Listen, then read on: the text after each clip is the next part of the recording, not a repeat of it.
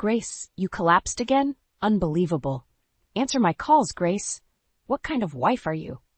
Eric's voice blares through the phone, cutting through the ambulance sirens. I'm on my way to the hospital. I could lose the baby, I managed to say, holding back tears. The paramedics work around me, their faces focused and grim. Eric snorts on the other end. Well, we're here starving because you can't make dinner. Now you're relaxing in a hospital? Get it together. My throat tightens as I try to steady my breath. A paramedic looks at me with concern. You should focus on staying calm, ma'am. It's important for the baby. I nod, clenching my phone. Eric, I'm doing my best. This isn't about dinner. It's our child. His response is a heavy, frustrated sigh. Your best, huh? Seems like your best is just never enough.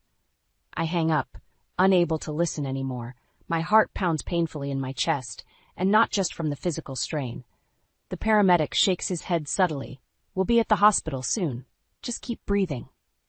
As I lie there, the thoughts of Eric's constant criticism and indifference replay in my mind like an old scratched record. Every harsh word echoes louder in the cold, confined space of the ambulance. Upon arrival at the hospital, I'm quickly wheeled into the maternity ward. Nurses move with practiced efficiency, and I catch snippets of diagnosis and concern. My OB/GYN, Dr. Collins, arrives shortly after. Grace, hang in there, she says with a calm yet urgent tone. We're going to do everything we can to make sure both you and the baby are okay. I nod, feeling a tear slip down my cheek. Thank you, Dr. Collins. Hours pass, marked by the beeping of monitors and the quiet hum of hospital activity. It feels surreal, a stark contrast to the chaos of my home life. Dr. Collins updates me regularly, her calm demeanor a lifeline amidst the storm within me. Eventually, the tension eases. The baby is stable for now, she says, offering a reassuring smile, but you need to avoid stress. It's crucial. I nod weakly, knowing how impossible that request feels with Eric at home. I'll try, Doctor. The room grows silent once Dr. Collins leaves, except for the soft ticking of a nearby clock. I stare at it, counting the seconds, trying to slow my racing thoughts. I need to find a way out of this. My phone buzzes again, breaking the brief peace. It's a message from Eric. Don't expect me to come. Sort yourself out. I toss the phone aside, feeling a surge of something I haven't in weeks. Anger. What kind of person can't even show up when their wife is in the hospital, risking everything for their unborn child? That anger simmers, providing a strange comfort. Maybe it's time I started thinking about what I need, what the baby needs. Not just what Eric wants. This realization hits me like a wave, both terrifying and liberating. The door creaks open, and a nurse enters with a tray of food. Time to eat, Grace. You need your strength. I look at her, nodding. I'm not sure what my next steps will be, but one thing is clear. I need to get stronger. Strong enough to stand up for myself and my baby. Strong enough to face whatever comes next, even if that means facing Eric. I take the first bite, letting the warmth of the food seep into my bones. It's a small step, a simple action, but it feels like the beginning of something bigger, something necessary. For now, I focus on eating and breathing. The fight can wait until tomorrow. The fluorescent lights flickered above me, mimicking the flicker of emotions I felt inside. Leaning against the stark white hospital sheets, I closed my eyes, recalling a time when life seemed simpler. 2 years ago, I was one of the top marketing executives at my firm. I thrived on the rush of meetings, pitches, and late-night brainstorms. It was during one of these hectic days when I first met Eric. He wasn't always this way. Back then, he was charming and attentive, surprising me with coffee during those long nights, showering me with thoughtful gifts and making me laugh. The memory felt distant now, almost like a dream. Losing myself in work, I hadn't seen the warning signs when our whirlwind romance led to a rushed marriage. Within a year, I was pregnant, and it became clear that my role would need to change. Eric gently suggested that I become a stay-at-home wife. It's only until the baby arrives, he assured me, his arm around my shoulder. I agreed, believing him, and at the same time, believing in us. But as the months passed, the dynamic shifted. Eric's patience grew thinner, and his demands became relentless. This once affectionate man turned into someone colder, more critical with each passing day. Nurse, I called, needing a voice to break my chain of thoughts. Can I get some water? My voice sounded weaker than I expected. Of course, Mrs. Green, the nurse responded, smiling kindly. Thank you, I murmured. As simple as the gesture was, it reminded me of basic decency, something Eric's behavior often lacked now. The nurse returned with a cup and placed it on the side table. "Try to rest, Mrs. Green. Stress isn't good for either of you." I nodded. "Please call me Grace." "All right, Grace," she said softly before stepping out. Her kindness was a balm, a stark contrast to what I faced daily. Eric's dismissive attitude wasn't confined to stressful moments. A week ago during a family dinner, his mother, Cheryl, pierced into me with her icy gaze. "Grace, this casserole is too salty. And don't you think you should have a better grip on household chores by now?" Before I could respond, Eric added, "Mom's right, Grace. For someone staying at home, you should be more proficient with these things by now." I had smiled tightly, swallowing the retort burning at the back of my throat. "I'm doing the best I can, Cheryl." "Well, your best needs to improve," she shot back, her eyes never leaving mine. That night, as I cleaned the dishes alone, I asked Eric why he never defended me. "They're my parents, Grace. I can't just argue with them over simple things. You need to handle it better. Handle it better." His words rang in my ears as I drank the water, thinking about how far I'd fallen from that confident executive to someone who now questioned her every move. But in this sterile hospital room, something new was budding. A resolve. Dr. Collins's words about stress and the nurse's simple kindness reminded me of a life beyond Eric's control.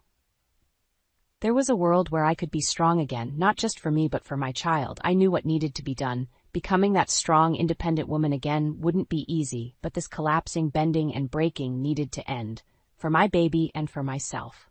A knock on the door interrupted my thoughts. It was Dr. Collins, holding a clipboard.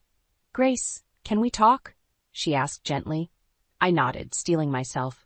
"Of course, Dr. Collins. What do I need to know?" "It's about balancing your health and any external stress," she began, and I knew this was just the start of a conversation about taking back control. Dark times lay ahead with Eric, but with each moment in that hospital, I found my determination strengthening. It wasn't just about staying healthy. It was about reclaiming my life, one day at a time. The sunlight streamed through the windows as I sat propped up in my hospital bed, sorting through the cascading thoughts in my mind. Just as I was about to sip some water, my phone buzzed. Cheryl's name popped on the screen, making my heart pound faster. "Grace, you've been in that hospital long enough. You need to come home and take care of your duties," she began without preamble. "I'm not just lying here out of choice," I replied, trying to keep my voice steady. "I need to stay here for the baby's health." "Excuses," she scoffed. "You are a useless wife to my son, and it's high time you step up. We want dinner ready when Eric gets home." The line went dead, leaving me trembling with anger. I had just endured a terrifying health scare, yet all they could think about was dinner? Suddenly, the hospital door swung open, and Eric stormed in. "Grace, what's with you ignoring Mother's calls?" His face twisted with irritation. "I was resting," I said, gripping the bed rails for support. "The doctor said I need to avoid stress." "You're stressed? What about me, Grace? I'm the one working all day to support us." "You think I don't work?" I shot back, surprising myself with the sharpness of my tone. "I just expect." Eric began, but he stopped mid-sentence as Cheryl swept into the room, her face a mask of cold fury. "Really, Grace? Making excuses to avoid your responsibilities?" She turned to Eric. "Your father and I never had these issues. We raised you with discipline, not laziness." I clenched my fists. "I'm doing the best I can, Cheryl. I'm carrying your grandchild, remember?" Cheryl snorted. "Carrying a child is no excuse. Women have been doing it forever without causing such a scene." Eric looked at me, his eyes void of any sympathy. "Mom's right. You need to pull yourself together." This was the family dynamic I suffered through daily, unyielding and often merciless. But today it felt different. Something inside me shifted. These people, all their criticisms and commands, they no longer had the power they once wielded over me. "You're right. I do need to pull myself together," I said, my voice firm. "For myself and this baby. Because this situation," I gestured around the sterile room, "is not working." Eric and Cheryl both stared at me, stunned. "Grace, don't make things harder on yourself," Cheryl warned, her voice dripping with disdain. "Harder on myself?" I laughed bitterly. "I'm barely surviving this as it is." Cheryl turned to Eric. "See, this is what you get for marrying someone so weak." "That's enough, Cheryl." The words came out harsher than I intended, but I didn't care anymore. You've both said your piece. Now, leave me alone. Eric's eyes narrowed. Don't push it, Grace. I met his gaze and didn't flinch. Get out, Eric. I need rest, and you're not helping. They finally walked out, leaving me in the suffocating silence of the room. The door clicked shut, and for the first time, I exhaled a breath I didn't know I was holding. The realization washed over me. I couldn't continue like this. This wasn't living. I knew I needed an exit strategy. My mind flashed back to a happier time when I had friends and allies, people who cared. Maybe, just maybe, there was someone who could help pull me out from this abyss. It was time to reach out, to find the strength I'd buried for so long. The nurse shifted the curtains, letting in the morning light. I sat up, adjusting the pillows behind me. My body ached, but determination filled my veins. I needed a way out, and every second brought me closer to reaching out for help. The door cracked open. I expected another nurse, but in walked a blast from my past, ally. Her hair was shorter now, and she looked more confident than ever, but those piercing blue eyes were unmistakable. Grace? She asked, her face a mixture of surprise and concern. I blinked, feeling a rush of emotions. Ally, what are you doing here? She came closer, grabbing a chair and sitting by the bedside.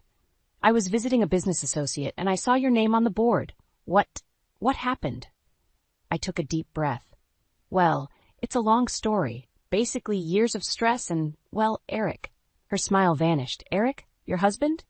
Yes, I said, my voice barely a whisper. I've tried for so long to make it work, but it's been a nightmare. His emotional abuse, his family, I'm barely holding on. Ally leaned back in her chair, assessing me. That doesn't sound like the Grace I knew. The Grace I knew was a powerhouse. My eyes welled up with tears. I don't feel like a powerhouse anymore. Well, she said firmly, it's never too late to change that. How serious is your health? The baby's stable for now, I explained, but I need to avoid stress. And Eric's not making that easy, is he? She asked, already knowing the answer. No, he isn't. Ally nodded thoughtfully. Grace, what if I told you that you don't have to go back to that life? I can help you start over. Her words felt like a lifeline. What do you mean? I have an apartment downtown, Ally said. It's empty and you can stay there rent-free. It's a fresh start. My mind raced. Wouldn't it be too much trouble? Not at all, Ally assured me. You focus on your health and the baby. We can take it from there. The relief was overwhelming, but realistic worries clouded my mind. Eric would never let me go easily. What about Eric? Ally's face turned serious. We'll deal with him. For now, you need to get better. She pulled out her phone, scrolling through her contacts. I know someone who specializes in family law. He can help you with whatever you need to do next. Each word she spoke felt like another piece of armor being placed around me. For the first time in months, I felt something akin to hope. Why are you doing this for me, Ally? We've been through a lot, Grace, she replied. You've always been there for me. Now it's my turn to help you. And I can't stand seeing you like this. Her offer was more than just a place to stay. It was a chance to rebuild my life. Thank you, Ally. I don't know what to say. Just say you'll take care of yourself, she said, squeezing my hand. And if you need anything at all, you call me. The conversation with Ally left me with a renewed sense of purpose. As she left to make a few calls, I leaned back against the pillows. I couldn't change the past, but maybe, just maybe, I could shape a better future. I had much to think about, but one thing was clear. I wasn't alone in this fight anymore. I had Ally, and with her support, I might just find a way to reclaim my life and protect my baby. A few days after being discharged from the hospital, I found myself in Ally's downtown apartment. It was small but warm and cozy, a world apart from the cold, tension-filled atmosphere of my home with Eric. I settled into the couch, feeling a strange combination of relief and anxiety. Ally bustled around, unpacking groceries she had brought. You need to rest, Grace. Let me handle this. Thank you. I don't know what I'd do without you, I said sincerely. You'll do just fine, she replied with a reassuring smile. We need to talk, though, about the plan. The seriousness in her tone made my heart beat faster. What do we need to do? Ally handed me a slip of paper. This is the contact information for a great family lawyer I know. His name is Mark Jensen. He's got a reputation for handling messy divorces. I took the paper, feeling its weight. This was a significant step. When should I call him? Allie looked at me, her eyes fierce. The sooner, the better. Eric isn't going to let you go easily. You need legal protection. I nodded, understanding the gravity of her words. You're right. I'll call him tomorrow. The next day, as planned, I dialed the number on the paper. Mark's assistant answered, and soon I was connected to the lawyer himself. Grace, I've been briefed by Ally about your situation, Mark said, his voice calm and professional. I want you to know that you have options. I don't want a drawn-out fight, I stammered, fear creeping into my voice. Understandable, he replied, but we need to ensure you and your baby are safe.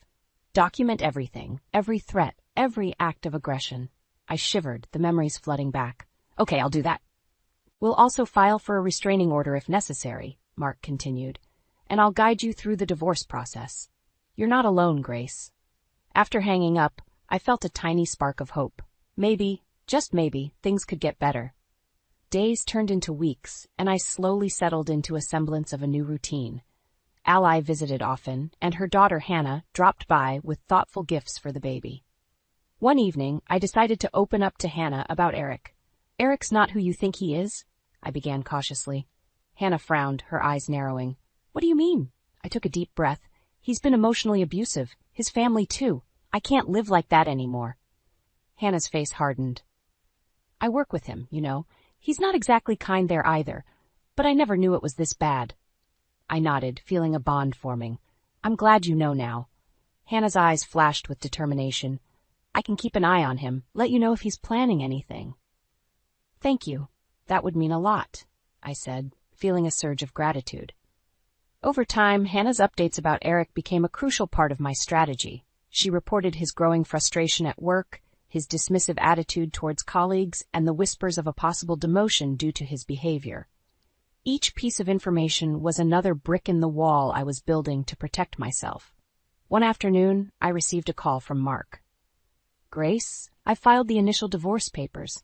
Eric will be served soon. Be prepared for his reaction. My heart pounded. What should I expect? He'll likely be angry, but remember, you're doing this for your safety and your baby's future. Stay strong, Mark counseled. Ally arrived shortly after, sitting beside me on the couch. Whatever happens next, you have support. We're in this together. I squeezed her hand, feeling the truth in her words. The battle was far from over, but I was no longer the same scared woman in the hospital. I was stronger now, surrounded by people who believed in me. As I held my growing belly, I whispered, We're going to be okay. We have to be. In that moment, I knew I had already made the most pivotal move towards reclaiming my life. The road ahead was daunting, but I was ready to face it, step by cautious step, surrounded by newfound allies and an unyielding resolve. I was at my weekly checkup at the hospital, waiting for Dr. Collins when the door burst open. Eric stormed in, his eyes wild and angry. He hadn't made contact since the divorce papers were served. I had hoped he'd stay away, but deep down I knew better. What the hell do you think you're doing, Grace? He barked, marching up to the examination chair, his face inches from mine. You think you can just walk out and take my child with you? My heart pounded in my chest. Eric, please, calm down. This is a hospital. Calm down? He shouted, his voice echoing in the small room. You're trying to ruin my life.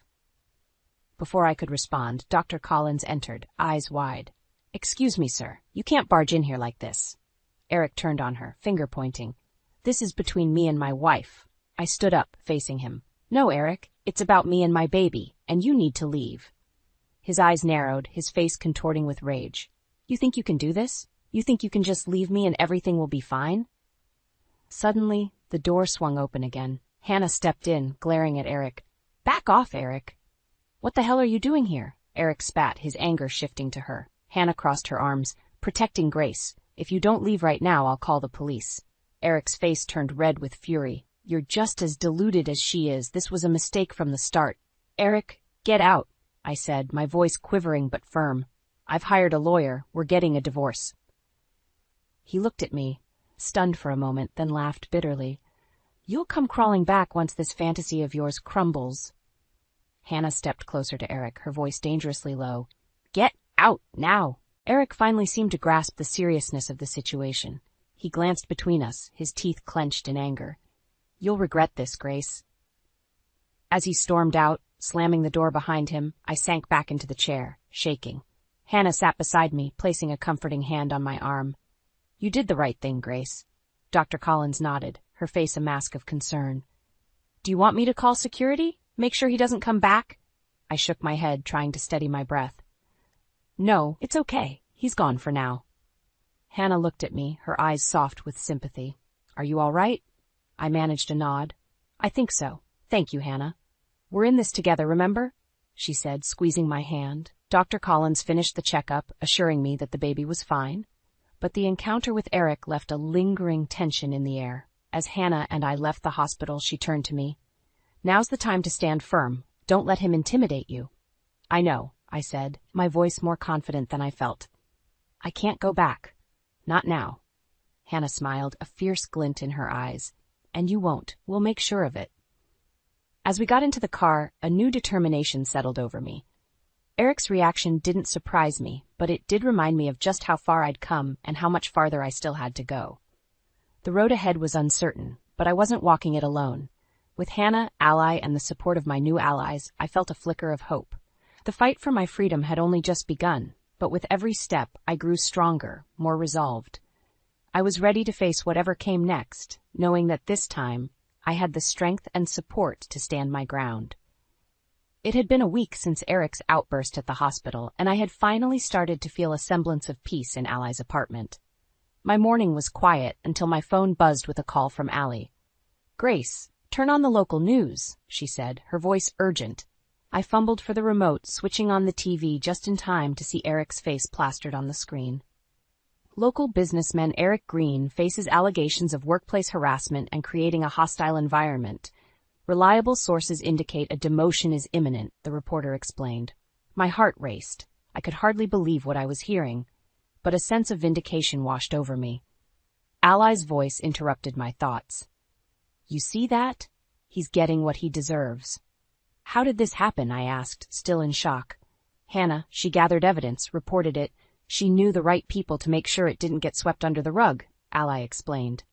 Just as I hung up, Hannah walked through the door, a look of triumph on her face. "Saw the news?" "I did." "I don't know how to thank you," I said, voice thick with emotion.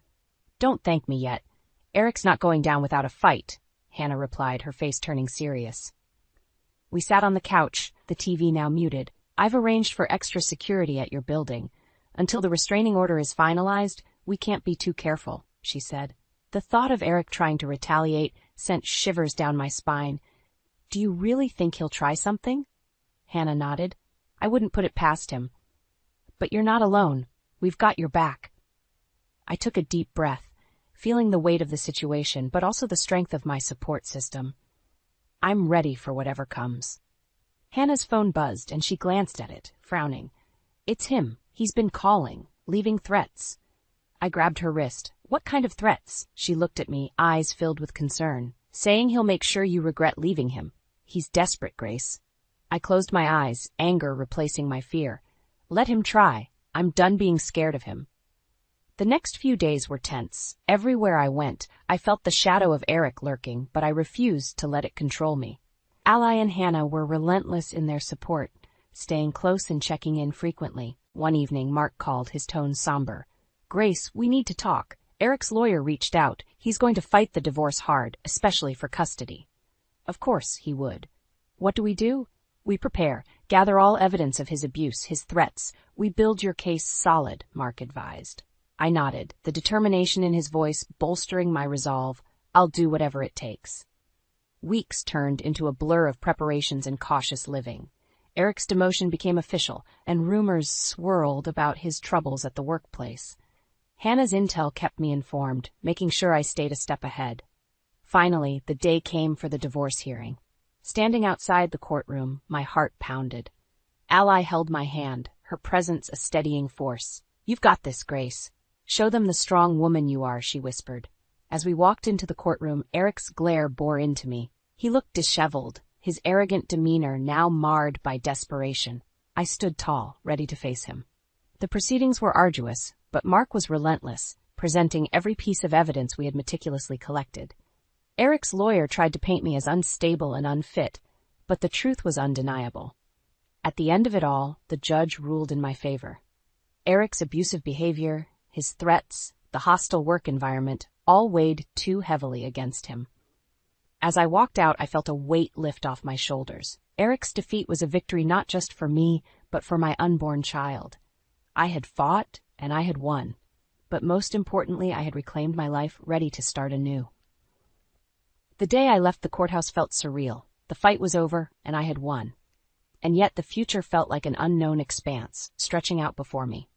I returned to Ally's apartment, my temporary sanctuary, feeling both relieved and uncertain. A few weeks later, I was sitting in Ally's office, now officially part of her team. I was grateful for the job and the chance to rebuild my life. It felt good to use my skills again and to be surrounded by supportive faces. Ally walked in, holding a tiny blue onesie.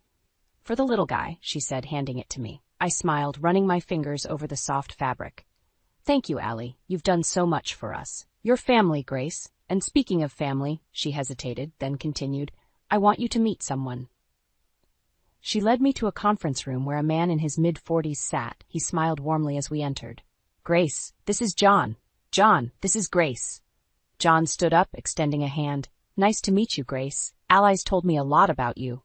"Nice to meet you too," I said, shaking his hand, feeling a bit curious. "John is a therapist," Ally explained. "I thought it might help to talk." I nodded, feeling a bit overwhelmed but understanding her intention. "Thanks, Ally. I'll consider it." As I walked back to my apartment that evening, I felt a mixture of gratitude and doubt. Could I really put all this behind me? Months passed, and my life began to stabilize. I worked hard, focusing on my pregnancy and my new job. Hannah stayed close, her friendship becoming a beacon of light in my chaotic world. One afternoon, Ally called me into her office. "Grace, I have an offer for you." "What is it?" I asked, curious. She handed me a folder, an opportunity to lead a new project, something I think you'll excel in. I opened the folder and scanned the details. It was a challenging project, but also a chance to prove myself once more. "I don't know what to say." "Say yes," Ally smiled. "You deserve this." "All right," I said, feeling a surge of excitement. "Yes." As I left her office, my phone buzzed. It was a text from Hannah. "Can you meet me at the park? I have news." I hurried over, finding her sitting on a bench, looking excited. "What's up?" She grinned. "Eric got fired today. They finally had enough of his behavior." A flood of emotions swirled inside me, but mostly relief. Wow. I don't even know what to say. Hannah laughed. "Just breathe, Grace. Karma's doing its job." We spent the rest of the afternoon talking and laughing, a sense of closure settling over me. That night, as I lay in bed, feeling my baby's kicks, I finally felt at peace. Eric was out of my life, and a new chapter was beginning. I whispered, "We're going to be okay, little one." The months rolled by, and soon it was time. I went into labor late one night, and Ally rushed me to the hospital. The delivery was intense, but the moment I held my son in my arms, everything else faded away. "You did it," Ally whispered, tears in her eyes. "No, we did it," I corrected, feeling the weight of our journey.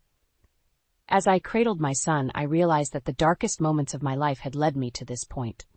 I wasn't just surviving anymore. I was thriving, surrounded by people who loved and believed in me. In the following days, I took up Ally on her suggestion to meet John for therapy. It helped me to process everything I'd been through and to rebuild my confidence. When I returned to work, Ally officially offered me the role of project lead. I accepted, feeling ready to take on the world. And so, surrounded by a new family of friends and allies, I stepped into my new life with determination and a hopeful heart. My son and I were ready for whatever came next, knowing we had already overcome the hardest battles. We were ready to face the future together.